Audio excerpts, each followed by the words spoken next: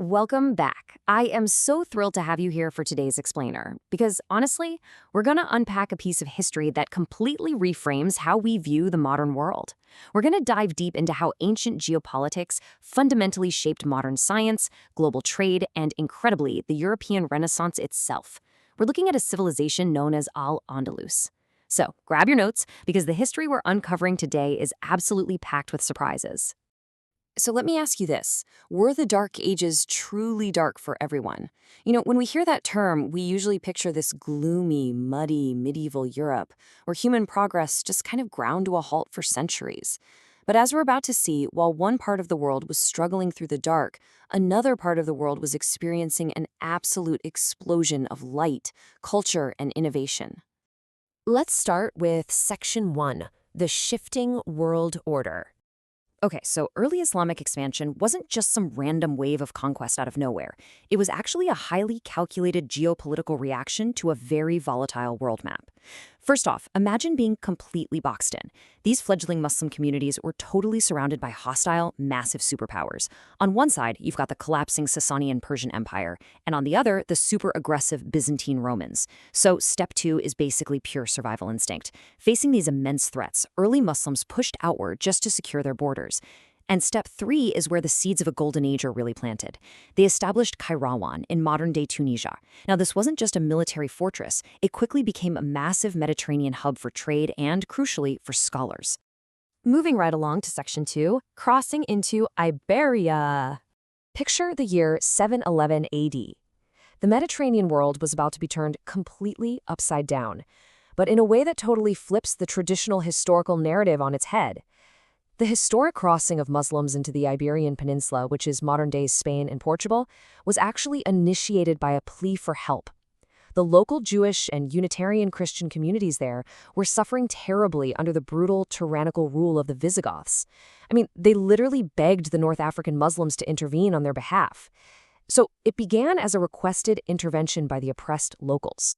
Now, this is where it gets really cool, because there is hidden history sitting right inside our everyday language. The commander who answered that call for help was General Tariq bin Ziyad. He crossed the Straits and landed his forces at this massive, iconic mountain. In Arabic, Mountain of Tariq translates to Jebel Tariq. Over centuries of people saying it, Jebel Tariq morphed in pronunciation into the name we all know today, Gibraltar. So every time you hear someone mention the Rock of Gibraltar, you're literally hearing the linguistic echo of General Tariq's landing in 711 AD. How wild is that? And the battle that followed? It's easily one of the most staggering underdog stories in military history. General Tariq brought just 17,000 disciplined men with him, and they were marching out to meet the Visigoth king Roderick, who boasted a massive 100,000-man army. Despite those totally overwhelming odds, Tariq's smaller, highly organized force absolutely stunned and defeated the huge Visigoth army. With that incredible victory, the legendary civilization of Al-Andalus was officially born. Which brings us to Section 3, Cordoba, City of Light. Let's fast forward a bit to the year 1000 AD. By this point, this civilization had flourished into something the world had quite literally never seen before. While much of medieval Europe was, navigating unlit, muddy villages after dark, the capital city of Cordoba was a sheer engineering marvel. It had become the largest city on planet Earth. We are talking about 10 miles of perfectly paved streets entirely illuminated by streetlamps. Just imagine the psychological impact of seeing a glowing, paved metropolis while the rest of the continent basically sat in darkness. And if you want to understand the sheer scale of their achievement, just think about these numbers for a second. Cordoba didn't just have lights. It had infrastructure that rivals some modern towns today. 200,000 homes, 600 mosques, 900 public baths to ensure high levels of public hygiene. Oh, and 50 fully functioning hospitals. These metrics definitively prove why Cordoba was the absolute, undisputed crown jewel of the world at the turn of the first millennium. Let's dive into Section 4, the ultimate currency, knowledge. But beautiful streets and public baths weren't the real source of Cordoba's power.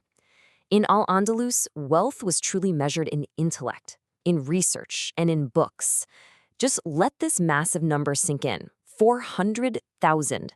That is the number of books meticulously maintained in the personal library of Caliph al-Hakam II. To put that into perspective for you, the largest libraries in the rest of Christian Europe at that exact same time held maybe a few hundred books at best. The rulers of Al-Andalus were collecting global knowledge on a scale that was practically unimaginable to their neighbors. And the rest of Europe definitely noticed this profound paradigm shift.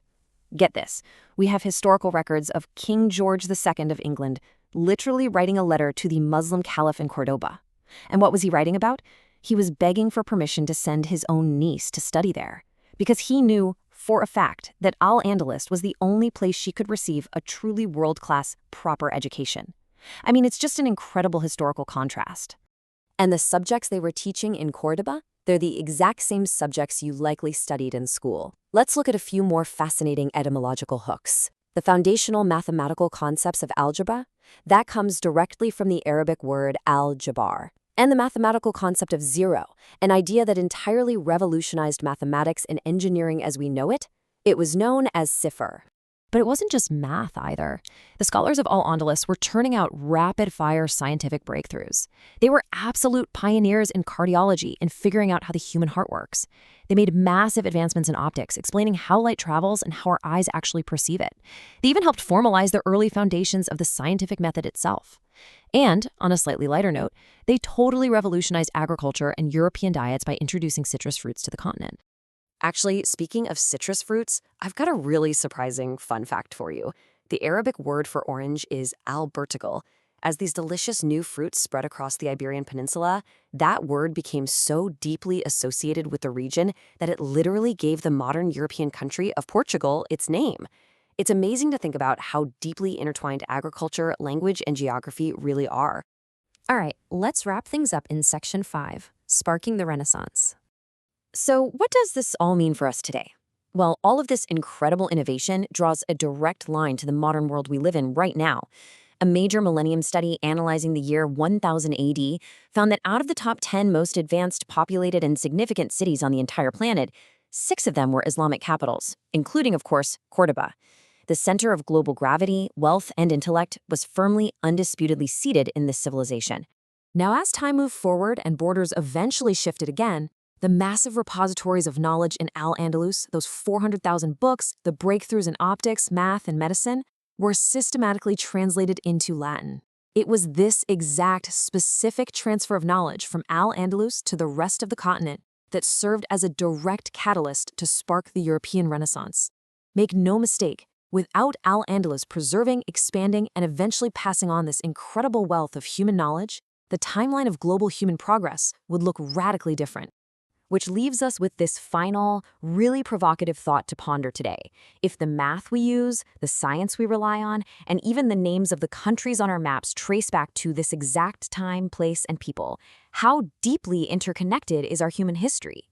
We so often learn history in these separate, isolated boxes, but the truth is, the light of Al-Andalus proves that civilization is basically a shared relay race. One era's survival creates the next era's golden age.